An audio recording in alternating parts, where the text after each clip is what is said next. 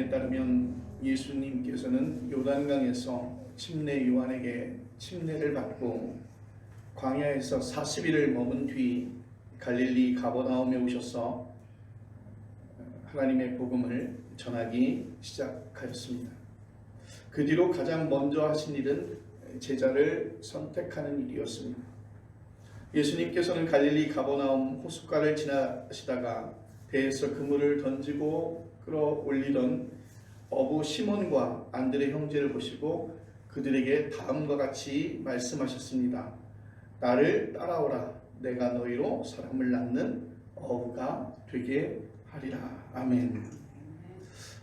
이 말씀은 우리가 지극히 잘 아는 말씀이라고 생각이 되어집니다. 많이 들었던 말씀이고 또한 이 주제를 가지고 여러분들이 많은 설교의 말씀을 들었으리라 생각을 합니다. 나를 따라오라. 내가 너희로 사람을 낳는 어부가 되게 하리라. 아주 간결한 표현으로 성경은 예수님께서 제자를 선택하시고 또 그 제자들이 예수님의 말씀에 따르는 것을 우리는 성경을 통해서 볼 수 있습니다. 예수님께서 이렇게 말씀하셨어요. 나를 따라오라. 내가 너희로 사람을 낳는 어부가 되게 하리라. 이때 시몬 베드로와 안드레는 그물을 내려놓고 그 자리에서 예수님을 따라 나섰다고 그렇게 성경은 기록합니다. 여러분, 그물은 시몬 베드로와 안드레에게는 생명과 같은 것이었습니다. 그들의 생계를 유지하는 가장 중요한 의미를 담고 있는 것이었습니다.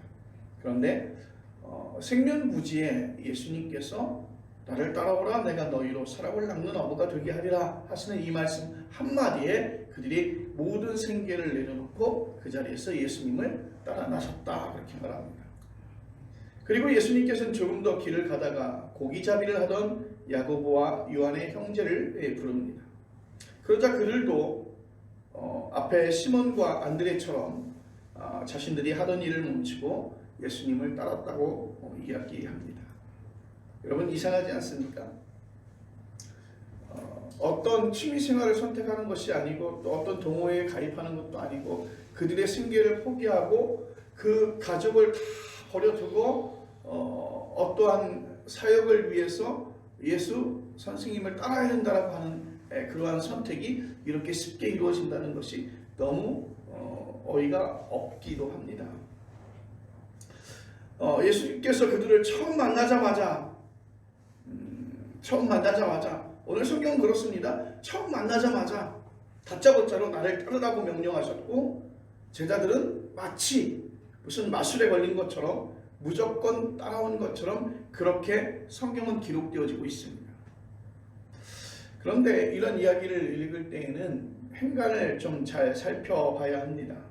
예수님의 고향은 갈릴리 나사렛이지만 갈릴리 호수 서편 마을인 가버나움에서 오래 사셨습니다. 일자리를 구하러 고향을 떠나서 가버나움으로 간 것인지 선지자는 고향에서 인정받지 못한다는 생각으로 그렇게 한 것인지는 잘 알 수 없지만 어찌됐든 가버나움은 예수님에게는 제2의 고향이나 마찬가지였습니다.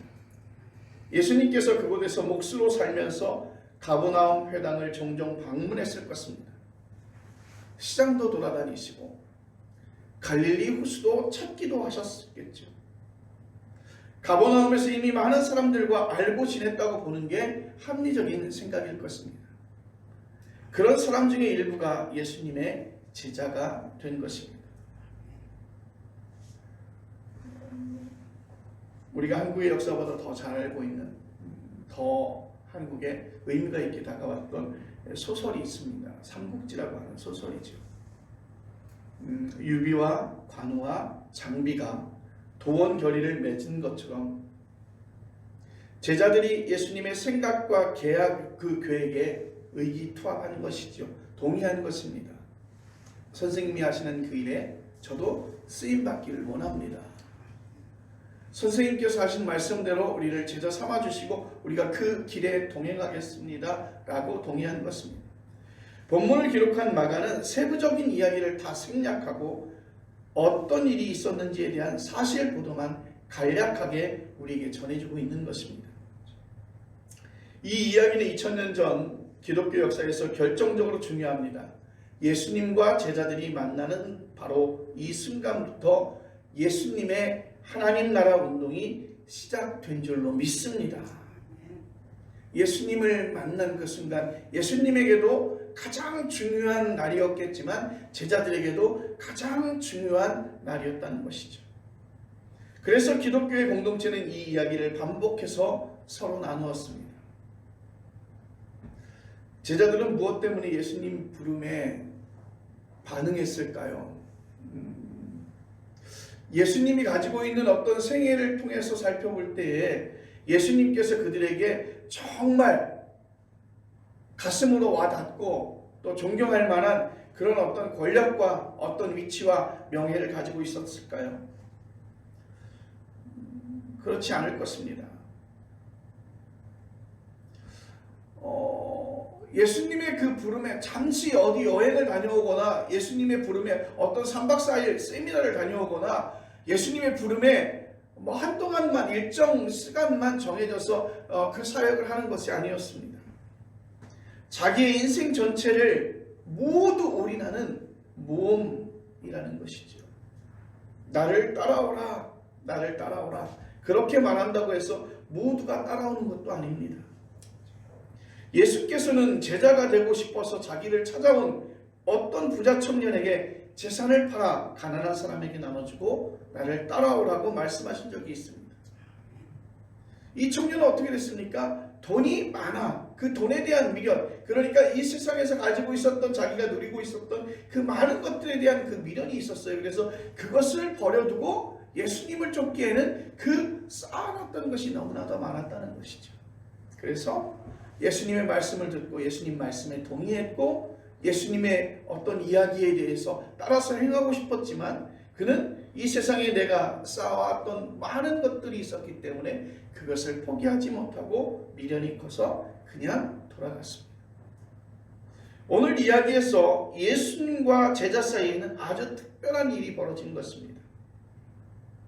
알이 부화할 때 알 속에 있는 병아리가 나가고 싶다고 떠드는 그 줄의 순간과 암탉이 부리로 알을 깨트리는 그 탁의 순간이 맞아떨어져야 병아리라고 하는 생명체가 태어난다는 뜻이죠. 그래서 우리는 그것을 줄탁동시라고 그렇게 말하고 있습니다.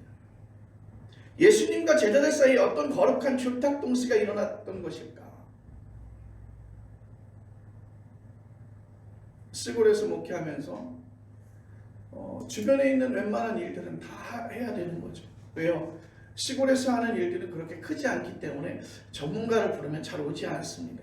그리고 전문가를 부르면 많은 돈이 들어가죠. 그래서 웬만한 목공 일도, 웬만한 쇠를 다루는 일도 이렇게 시도를 해보게 되는데요. 제가 처음에 용접을 이렇게 배울 때 용접을 가르쳤던 분이 그런 말을 해요. 쇠와 쇠 사이에 그것을 용접할 때에는 그 쇠가 그만큼의 온도를 견디고 그 온도와 하나가 되어질 때 용접이 되어진다는 거예요. 그냥 순간적으로 무엇인가를 이렇게 대소하는 것이 아니라 A와 B가 비슷한 온도가 되어졌을 때 용접이 아주 잘 이루어진다는 것이죠. 오늘 예수님의 그 부름에 나를 따라오너라 하는 그 예수님의 그 부름에 예스라고 대답하고 그의 모든 것들, 지금까지 쌓아왔던 모든 것들, 그리고 그들이 가지고 있었던 재산적인 어떤 그런 모든 것들, 그 다음에 그 삶의 모든 백그라운드의 배경들을 다 내려놓고 예수님 말씀에 순종하고 따라왔다는 것이죠. 마가복음 1장 15절은 그 메시지를 이렇게 요약하고 있습니다. 때가 찼고 하나님의 나라가 가까이 왔으니 회개하고 복음을 믿으라. 이 문장에서 핵심 단어는요, 네 가지입니다. 때, 나라, 회개, 복음. 때가 찼고 하나님의 나라가 가까이 왔으니 회개하고 복음을 믿으라. 여기서 때라고 하는 말은 여러 번 설교 말씀에서도 인용되었듯이 그리스어로 카이로스의 번역입니다. 카이로스는 시간을 표현하고 있는 그때 크로노스와 이렇게 대비되는 말씀이죠. 크로노스는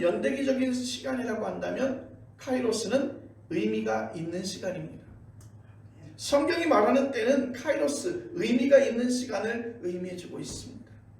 구원의 때이고 하나님의 때라는 것이죠. 오늘 이 시간 우리 모두에게 오늘 이 시간이 어떻게 기억되는지 2025년 1월 19일 이 주일날이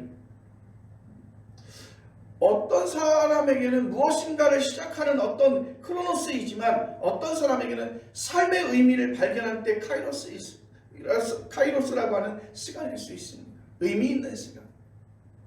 나는 오늘 주님을 만났어. 나는 매번 예배를 드리지만 나는 매번 설교의 말씀을 듣지만 예수님을 알지 못했지만 오늘 이 순간 나는 말씀 속에서 예수님을 경험하고 예수님을 만나게 됐어. 그러면 그 때는 바로 가장 중요한 내 인생이 가장 중요한 카이로스 의미 있는 시간이 되는 것입니다. 오늘 성경에서는 그렇게 말합니다. 때가 찼다. 때가 찼다. 하나님의 구원이 가까이 왔다는 그런 말씀이죠. 또한 여기에는 하나님의 나라를 의미하고 있습니다. 하나님의 나라 그리스어로 우리는 바실레아라고 번역을 합니다. 하나님을 붙이면 하나님의 나라, 하늘을 붙이면 하늘나라가 되죠. 우리 어렸을 때 그랬어요. 천국을 천당 이렇게 얘기했어요. 예수 믿으면 천당 갑니다. 예수 믿고 천당 가십시오. 바실레이아는 어떤 지역이나 공간이 아니라 하나님께서 다스리는 것을 의미하는 것입니다. 하늘에 계신 우리 아버지요, 우리가 하늘에 계신 아버지를 말씀하는 것이 아니라 하나님의 다스림이 있는 곳, 그것을 이야기하고 있는 것입니다. 바실레이아가 가까이 왔다는 예수님의 말씀은 하나님의 그 영원한 왕적 통치가 이미 여기에서 발생되어졌다는 것입니다. 내가 예수 믿는 그 순간, 내가 예수님을 만나는 그 순간, 내가 예수님을 경험하는 그 순간, 구원의 때를 우리가 생각하는 그 순간 바로 하나님의 통치가 시작이 되었다는 것이죠. 그걸 볼 수 있는 사람은 보고 못 보는 사람은 못 보는 것입니다. 봄이 왔음에도 다른 일에 한눈을 팔게 되면 봄을 느끼지 못하게 되는 것이죠. 그런데 실제로 겨울을 살아가면서도 많은 눈이 쏟아지고 많은 영하의 날씨 속에 살고 있으면서도 봄을 미리 느끼는 사람이 있다는 것이죠. 그래서 예수님께서는 그들에게 이렇게 말합니다. 회개하라고 그렇게 말씀하셨어요. 회개하라. 메타노이아. 회개보다는 회심이 더 어울리는 그런 말씀인 것 같아요. 우리가 회개를 얘기할 때 도덕적인 반성에 가깝지만 메타노이아라고 하는 이 그리스어는 바실레이아를 향해서 하나님의 나라를 향해서 삶의 방향을 전환한다는 것이기 때문이죠. 내가 무엇을 향해서 지금껏 살아왔지만 이제 내가 하나님의 나라 그 바실레아를 향해서 나의 삶의 방향, 목표, 모든 지향점들을 전환시킨다라고 하는 의미를 담고 있는 것입니다. 그것이 바로 회심이라는 것이죠. 회개하라 또는 회심하라는 예수님의 말씀은 생명의 근원이신 하나님을 향해서 여러분의 삶의 방향을 돌리라고 하는 뜻입니다. 그렇지 않으면 우리는 영원한 생명을 얻지 못하기 때문이죠. 그래서 회심은 정말 어렵습니다. 그리고 마지막 네 번째로 나오는 말씀이 복음을 믿으라는 말씀이죠. 유앙겔리온의 번역의 말씀인데요. 복음은 이 복음서의 주제가 바로 유앙겔리온, 즉 기쁘고 복된 소식이라는 것입니다. 여러분은 어떤 게 기쁘고 복된 소식입니까? 가장 일반적으로 사람들은 하던 사업이 대박이 나는 걸 기쁜 소식이라고 생각할 것입니다. 또 어떤 사람은 엄중한 병에 걸려있다가 수술을 받고 치료를 하고 그리고 어느 정도의 시간이 지나서 드디어 의사가 이제 완치되었습니다. 당신의 몸에서 그 병의 모든 근원이 사라졌습니다. 라고 했을 때 그것이 정말 기쁘고 즐거운 소식이겠죠. 근데 여러분, 사업이 잘 되는 건 잠깐이지 않습니까? 여러분, 우리 몸이 건강해봐야 얼마나 건강하겠습니까? 교회가 부흥하는 거 좋긴 하겠지만 그것도 잠시뿐이라는 것이죠. 여러분, 성경에서 말하고 있는, 오늘 예수님께서 우리에게 말하고 있는 참된 복음은 삶의 조건이, 삶의 형편이 좋아지는 것을 말하지 않습니다. 참된 복음은요, 우리의 존재가 변하기를 원하는 것입니다. 예수님의 가르침에 따르면 종의 신분에서 이제 아들과 딸의 신분으로 변하는 것입니다. 복음을 믿으라고 하는 말은 너희가 이제 종으로 살아왔지만 이제 너희의 신분이 바뀌어진다는 거예요. 너의 존재가 변해진다는 거예요. 하나님의 아들과 딸처럼 살 수 있다는 사실을 믿으라는 말씀이죠. 오늘 복음이라고 하는 말은 그 말씀인 거예요. 너희가 이제 종의 모습으로 살았지만 이제 너희는 하나님의 아들과 딸로서 살 수 있다는 사실을 너희가 믿으라는 거예요. 이 말씀 어떤 말씀이에요? 너는 이미 하나님의 딸과 아들이 되었다는 거예요. 그런데 내가 인지 못하고 내가 그것을 알지 못했기 때문에 그러는데 너희가 이제 하나님의 아들과 딸이 되어 있다는 사실, 이 사실을 믿으라는 말씀이 오늘 이 복음의 말씀이에요. 주변을 좀 살펴보십시오. 충분할 정도로 그런 대접을 받고 사는 사람들이 많아요. 예전에 그 농번기 때 농사를 지러 참 누가 그러잖아요. 고양이 손이라도 빌릴 정도로 참 어렵다고 그렇게 얘기해요. 그 농사를 지러 나가는데 이렇게 보니까 키우던 개를 보니까 참 좋아요. 양지 바른 곳에 아주 누워가지고 볕을 쬐고 있는데, 그래서 나오는 말이 개팔자가 상팔자라고 얘기를 해요. 개팔자가 상팔자라고. 요즘에 그런 것 같아요. 본인은 잘 걷지 못하면서 잘 뛰어다닐 수 있는 그 개를, 잘 걸어 다닐 수 있는 개를 유모차에 태워가지고 이렇게 다니는데, 예전에는 유모차를 이렇게 걷어보면 10중 8구는 아이였어요. 이쁜 아이가. 근데 요즘에는 10중 8구 이렇게 걷어보면 강아지가 그 자리를 차지하고 있다고 하죠. 숨을 쉬고 걷고 일용할 양식을 먹고 사람들과 대화하고, 우리는 세상의 많은 사물들과 우리가 원하고 있는 것들을 이렇게 만나고 우리의 방식대로 이렇게 커뮤니케이션, 소통하고 있습니다. 커피도 마시고 과일과 과자도 먹을 수 있습니다. 이런 것들은 사실 어떻게 보면 우리가 선택하는 모든 일에 대해서 어떤 행동을 자유롭게 할 수 있다는 것은 우리는 최상급의 대우를 받고 있다고 한다고 하는 그 사실에 대한 증거일 것입니다. 그런데 여러분, 오늘 네 가지 말씀드린 카이로스와 바실레이아, 메타노이아와 유앙겔리오는 갈릴리 호수에서 고기 잡던 제자들만이 아니라 오늘 우리에게도 진정한 의미에서 영혼의 양식이 되는 줄로 믿습니다.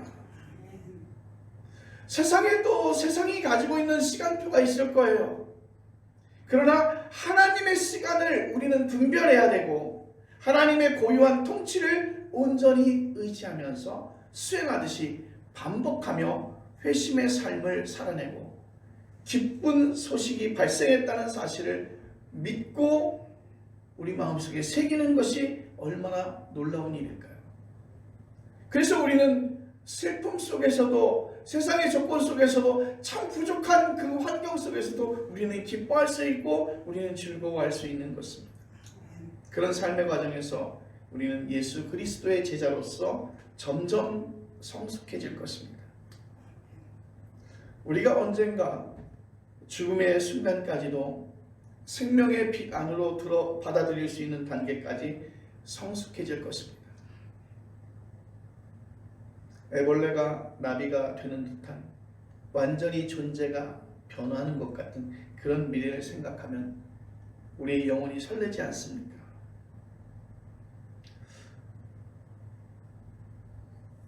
예수님은 그 제자들에게 그렇게 말합니다. 나를 따르라.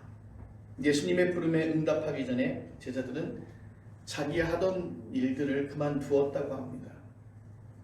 그냥 예수님을 따르면 되는 것이 아니라 그 전에 그들이 했던 일들을 다 버려두었다는 것이죠. 따르려면 먼저 버려야 하기 때문이에요. 더 정확하게 말하면 부름과 버림과 따름은 동시적인 사건이라는 것입니다. 시몬과 안드레는 어떻게 말합니까? 그물을 버려두고 따랐습니다. 야고보와 요한의 경우에는 조금 더 구체적입니다. 20절에 이렇게 말합니다. 그 아버지 세베대를 품꾼들과 함께 배에 버려두고 예수를 따라가니라. 가족과도 헤어졌습니다. 직업과 재산도 포기합니다.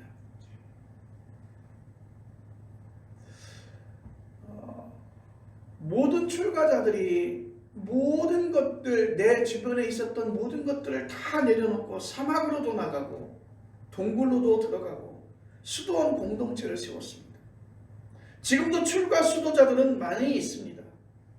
여러분은 그런 사람을 보면 어떤 생각이 드십니까?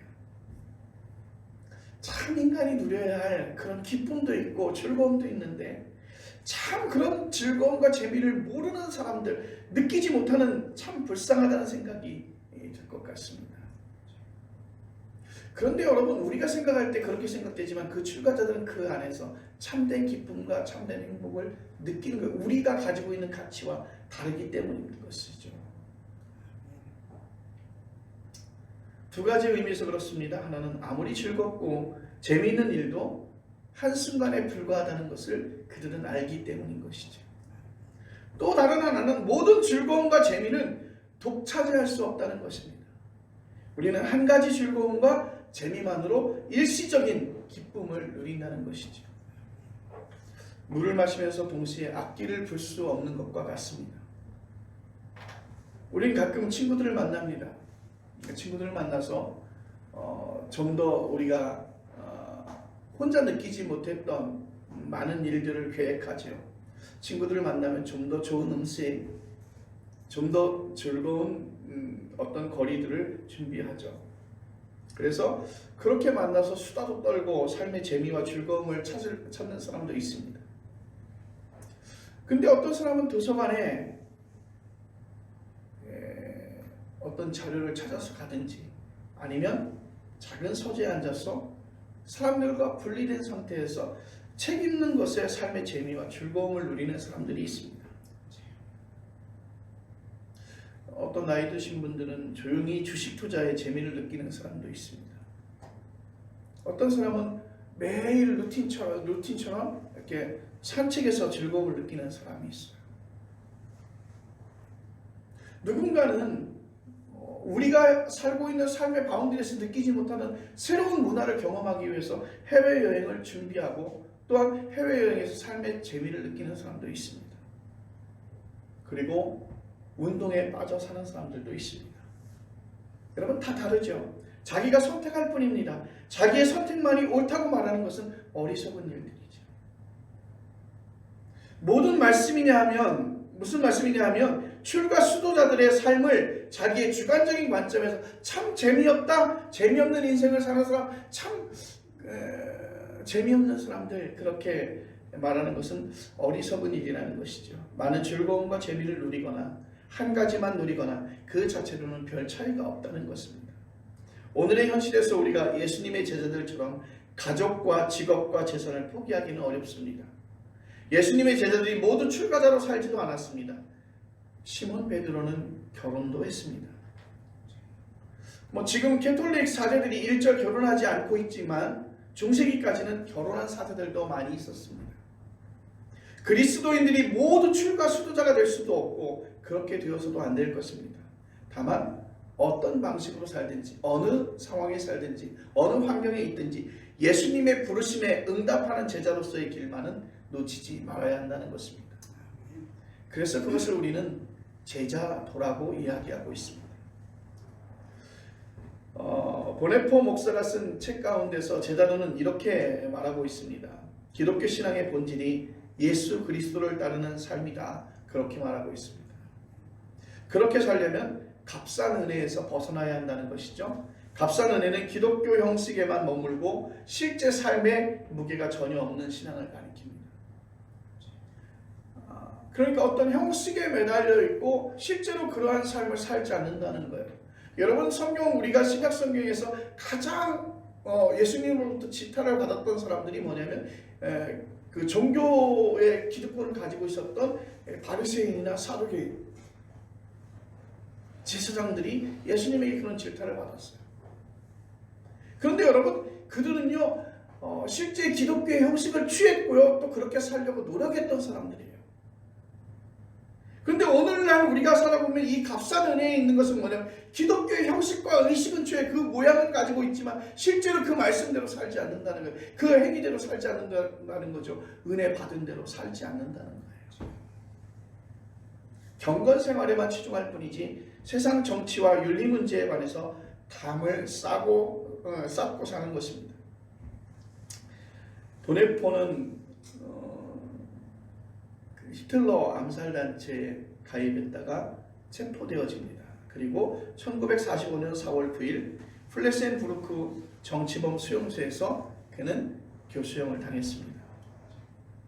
술 취한 자가 난폭하게 운전하는 버스를 탄 목사는 사고가 나서 죽은 사람들의 장례식만 염려하고 살 것이 아니라 술 취한 버스 기사를 어떻게 해서든지 강제로 하차시켜야 되지 않냐는 것이라고, 하차시켜야 되는 것이 아니냐고 보네포는 생각이 되었습니다.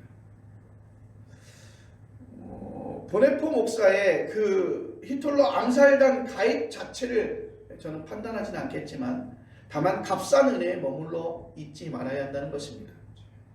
그리스도를 믿는 예수님의 삶이 이런 값싼 은혜와는 거리가 멀기 때문이죠. 예수님께서 로마법에 따라서 십자가형을 선고받았습니다. 여전히 좀 납득되지 않는 것이죠.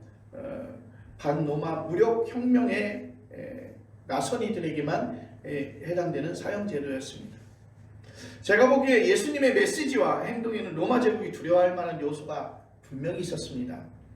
로마의 평화, 이데올로기를 위험에 빠뜨릴 만한 요인들이죠. 그 싹을 일찌감치 도려내는 게 바로 십자가 처형이었습니다. 예수님만 십자가형에 받은 것이 아니라 예수님의 제자들은 60년대부터 로마 제국에 의해서 엄청난 박해를 당했습니다. 우리가 상상할 수 없을 정도로 순교자가 나왔습니다. 기독교 역사는 십자가와 피의 역사인 셈이죠. 주류 정치 세력은 예수와 그의 제자들을 왜 두려워했을까요? 답은 아주 간단합니다. 예수님의 제자들은 우상 숭배와 맞섰습니다. 인간이 만든 것을 절대화하는 세계관이 바로 우상 숭배죠. 돈을 투자해서 이익을 남기고 그걸로 여러 사람이 물질적으로 풍요롭게 살자는 이념, 그 모든 것들을 가진 것, 우리가 현재 살고 있는 삶의 가치일 수도 있습니다. 그런데 거기까지는 좋지만 자본의 속성은 거기에 머물지 않습니다. 끝없이 성장하고 더 많이 소유하고 끝없이 경쟁합니다. 그리고 그 경쟁에서 이기려고 상대방을 저주하고 악마화하고 혐오합니다. 당시 로마 제국은 아주 세련된 모습으로 우상을 숭배합니다. 로마의 황제만이 퀴리오스, 즉 주님이었다는 것이죠. 예수께서는 하나님과 재물을 겸하게 섬기지 못한다고 말씀하셨습니다. 그리스도인들은 오직 예수만이 퀴리오스라고 그렇게 고백합니다. 예수님의 제자라고 그렇게 말하고 있는, 그리고 예수님의 제자라고 그렇게 살아가고 있는 한국의 그리스도인들은 어떨까요? 세상이 좋아하는 것 똑같이 좋아합니다. 세상에서 인정받으려고 무진 애를 쓰고 있습니다. 인생살이에서 돈이 제일 중요하다고 생각하는 그리스도인들이 여러분 얼마나 많이 있습니까? 돈이 좋습니다. 저도 좋습니다. 실제 그 제자도의 깊은 곳에 들어가지 못한다면 아마도 그와 일반적인 삶을 살 수밖에 없겠죠. 우리의 마지막 질문은 이것입니다. 어떻게 해야 제자로서의 영성을 유지할 수 있을까? 오늘 그 말씀의 대답은 이미 앞에 주어졌습니다. 제자를 부르기 전에 예수님께서 선포하신 카이로스, 바실레이아, 메타노이아, 유앙겔리온이 가리키는 성경의 세계를 사랑에 빠진 사람처럼 실제로 이해하고 경험하는 것입니다. 그 세계는 우리의 삶에서 가장 궁극적인 리얼리티이자 제자도라는 것이죠. 그 안으로 조금씩 들어간다면 우리는 예수님이 부르셨던 그 제자들이 살았던 그의 삶처럼 예수 그리스도와 하나로 연합될 줄로 믿습니다. 기도하겠습니다.